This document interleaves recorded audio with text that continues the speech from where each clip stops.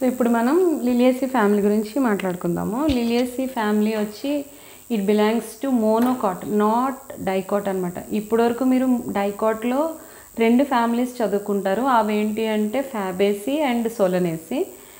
వాటికి కూడా డిఫరెన్స్ ఉంది. ఇలాగా అంటే ఫ్యాబేసీస్ బిలాంగ్స్ టు పాలీపెటాలే అనమాట. సబ్ క్లాస్ పాలీపెటాలే ఉంటుంది. బట్ సోలనేసీ వచ్చి గ్యామోపెటాలే ఉంటుంది.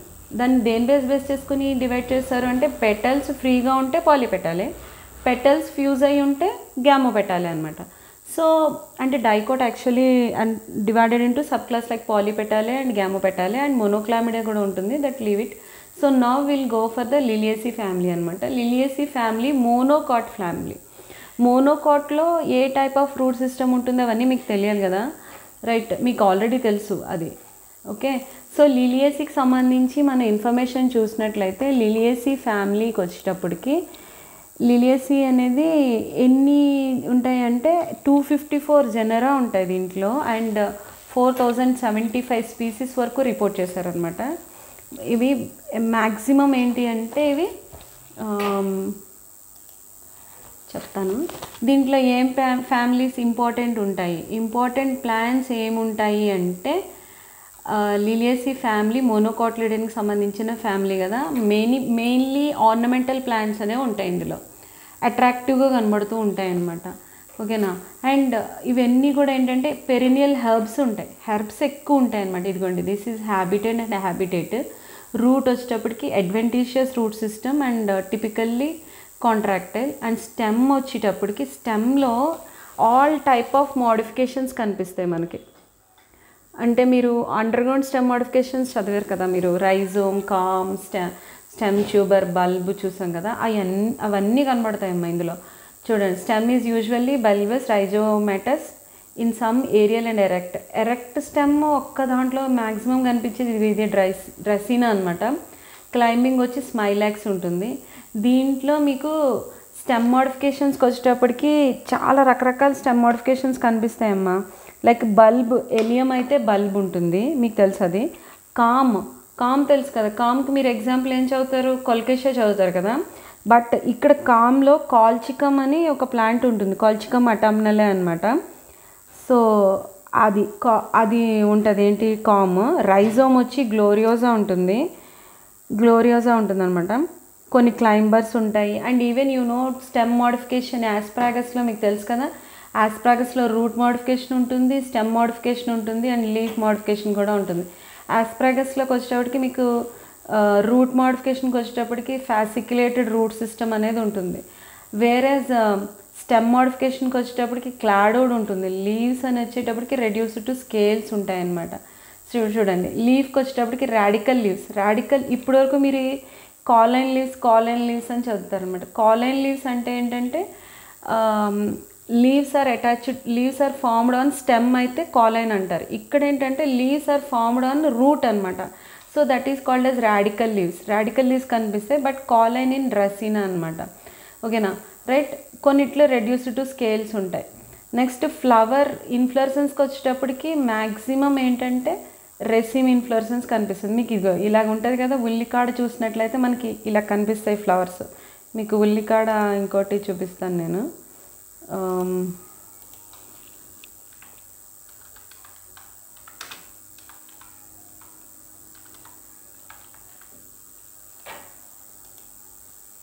ఇదిగోండి, ఎలియం ఇన్ఫ్లోరసెన్స్ చూస్తే మనకి ఇలా కనిపిస్తుంది. ఎలియం చూడండి, ఇలా ఉంటుంది బల్బ్.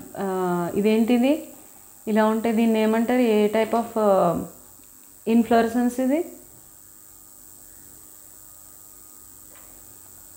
అంబెల్ కదా. సో అంబెల్ ఇన్ఫ్లోరసెన్స్ కనిపిస్తుంది అనమాట, రైట్? సో ఫ్లవర్ రెగ్యులర్గా యాక్నోమార్ఫిక్ ఉంటుంది, బట్ మోనోకాటిలిడనే కాబట్టి దీంట్లో ఏంటంటే ట్రైమిరస్ ఫ్లవర్స్ కనిపిస్తాయి మనకి. ట్రైమిరస్ ఫ్లవర్స్ కనిపిస్తాయి అంటే 3 పెటల్స్ ఉంటాయన్నమాట. మీరు లిల్లీ చూసారు ఎప్పుడైనా? లిల్లీలో ఏమవుతుందంటే 3+3 కలిసి 6 కింద కనబడతాయి మనకి.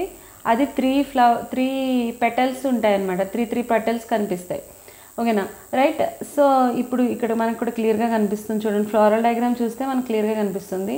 3+3 అరేంజ్మెంట్ ఉంది చూడండి బయట 3 ఉన్నాయి, లోపలికి కూడా 3 ఉన్నాయి. ఈ ఫ్లోరల్ డయాగ్రామ్ అంటారు దీన్ని. ఈ ఫ్లోరల్ డయాగ్రామ్లో మనకి క్లియర్గా కనిపిస్తూ ఉంటుంది.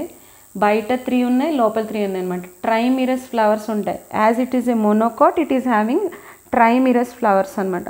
దీంట్లో కూడా ఏంటంటే ఇక్కడ యాక్చువల్గా మనం పెటల్స్ అని చెప్పకూడదు. ఎందుకు అంటే మీరు లిల్లీ చూడండి, లిల్లీలో పెటలు సెపలు అని వేరేగా ఉండదు.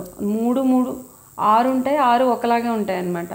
సో దీన్ని ఏమంటారంటే యాక్చువల్గా పెరియాంత్ అంటారు దాన్ని మనం విడదీయకూడదు. సెపల్స్ పెటల్స్ అని విడదీయకూడదు అనమాట, పెరియాంత్ అనాలి. మరి what are the individuals in perianth? ఇప్పుడు కేలిక్స్లో ఇండివిజువల్ యూనిట్స్ని మనం సెపల్స్ అన్నాం, కొర్రెలాలో ఇండివిజువల్ యూనిట్స్ని ఏమంటున్నాం? పెటల్స్ అన్నాం. అలాగే పెరియాంత్లోని ఇండివిజువల్ యూనిట్స్ని టెపల్స్ అంటారు, TEPALS, టెపల్స్ అంటారు మేడం. సో టెపల్స్ ఆర్ ఎన్ని ఉంటాయి? టెపల్స్ 3+3 ఉంటాయి అనమాట. దీన్ని పెరియాంత్ అనొచ్చు, టెపల్స్ అనొచ్చు. ఓకేనా, రైట్. సో నెక్స్ట్ సో ఎన్ని ఉన్నాయి? 6 ఉన్నాయి అనుకోండి. 6 ఎలా ఉన్నాయి? 3+3గా ఉంటాయి అన్నమాట. 3+3 అండ్ వాల్వేట్ ఈస్ట్రేషన్ కనిపిస్తుంది మనకి, ఫ్లోరల్ డయాగ్రామ్ చూపిస్తుంది అనమాట. Next androecium. ఈ ఫ్యామిలీకి సంబంధించి కూడా మీకు ఎసెన్షియల్ ఆర్గాన్సే ఇంపార్టెంట్ క్వశ్చన్ వస్తుంది అనమాట. సో దానికి సంబంధించి మీరు ఆండ్రీషియం గురించి నేర్చుకోవాలి. ఆండ్రీషియం వచ్చేటప్పటికి 6 స్టేమెన్స్ ఉంటాయి. ఈ ఫ్లవర్ వేయాలి, LS ఆఫ్ ఫ్లవర్ డయాగ్రామ్ వేయాలి and TS of ovary diagram వేయాలి. ఈ ఇన్ఫ్లోరసెన్స్ డయాగ్రామ్ కూడా వేయండి అంతే. బట్ మనకి ఫ్లోరల్ డయాగ్రామ్ అన్నెసెసరీ, ఎందుకంటే మనకి ఓన్లీ మనం ఏం ఎక్స్ప్లెయిన్ చేస్తున్నాము అంటే ఇక్కడ మీరు వేయగలిగితే వేయండి, వెల్ అండ్ గుడ్. బట్ వేయలేకపోయినా ప్రాబ్లం లేదు. బట్ మీరు LS of flower, TS of ovary మాత్రం కంపల్సరీ వేయాలన్నమాట. సో ఇందులో ఎన్ని స్టేమెన్స్ ఉంటాయంటే 6 స్టేమెన్స్ ఉంటాయి. మీరు ఫ్లోరల్ డయాగ్రామ్ కౌంట్ చేయండి, తెలుస్తుంది. 1 2 3 4 5 6 స్టేమెన్స్ ఉన్నాయి. అవి కూడా 3+3 అరేంజ్మెంట్ ఉంటుంది. చూడండి బయట పెరియాంత్ నుంచి ఒక స్టేమెన్ వస్తుంది, లోపల పెరియాంత్ నుంచి ఇంకో స్టేమెన్స్ వస్తున్నాయి అనమాట. సో ఇవి కూడా 3+3 అరేంజ్మెంట్ ఉంటాయి. అండ్ బేసి ఫిక్స్డ్ ఉంటాయి, డైథీకస్ అండ్ లాంగిట్యూడినల్గా డేసెన్స్ చూపిస్తాను. దిస్ ఈజ్ యాంథర్ స్ట్రక్చర్ అనమాట. ఒక యాంథర్ చూస్తే మనకు అలా కనిపిస్తుంది. నెక్స్ట్ గైనీషియం చూడండి, TS ఆఫ్ ఓవరీ చూసాం అనుకో, ఎన్ని కార్పెల్స్ ఉన్నాయి? 3గా డివైడ్ అయింది, అవునా? So this is what tricarpellary ovary అనమాట.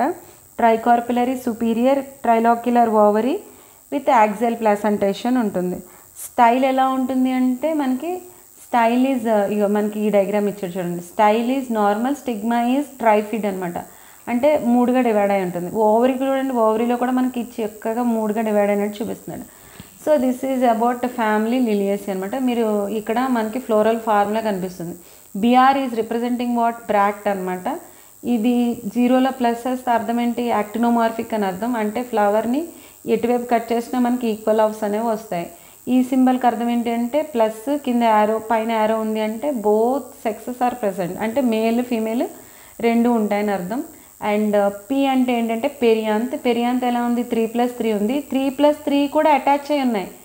పెరియాంత్ ఈజ్ ఫ్యూజ్డ్ కాబట్టి బ్రాకెట్లో పెట్టాం అనమాట.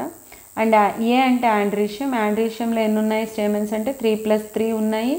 అండ్ A నుంచి Pకి ఒక యారో వేసారు. A నుంచి Pకి ఎందుకు యారో వేసారు అంటే they are attached to perianth అనమాట. Stamens are attached to perianth అని అర్థం. G ఎన్ని ఉన్నాయంటే 3 ఉన్నాయి. 3కి కూడా బ్రాకెట్ వేసారు. బ్రాకెట్ ఎందుకు వేసారు అంటే సిన్కార్పస్ ఓవరీ. అండ్ G కింద గీత పెట్టారు. గీత పెడితే అర్థం ఏంటంటే హైపోగైనస్ ఓవరీ, అంటే superior ovary.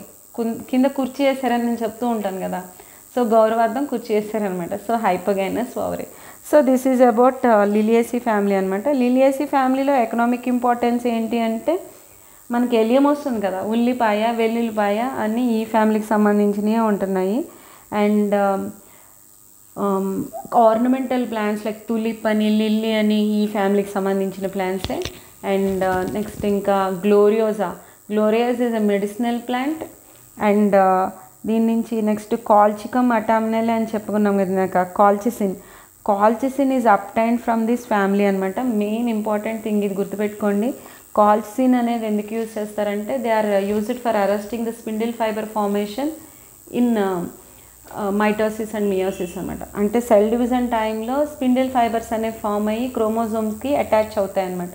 They are used to help in separation of the chromosomes at the time of cell division. But ఈ స్పిండిల్ ఫైబర్స్ని అరెస్ట్ చేసి మనం సెల్ స్టడీ చేయడానికి యూజ్ చేయడానికి కాల్చిసిన్ అనే మెటీరియల్ యూజ్ చేస్తారనమాట. So this is about Liliaceae. I hope you understand. If any queries are there, please text me. Thank you.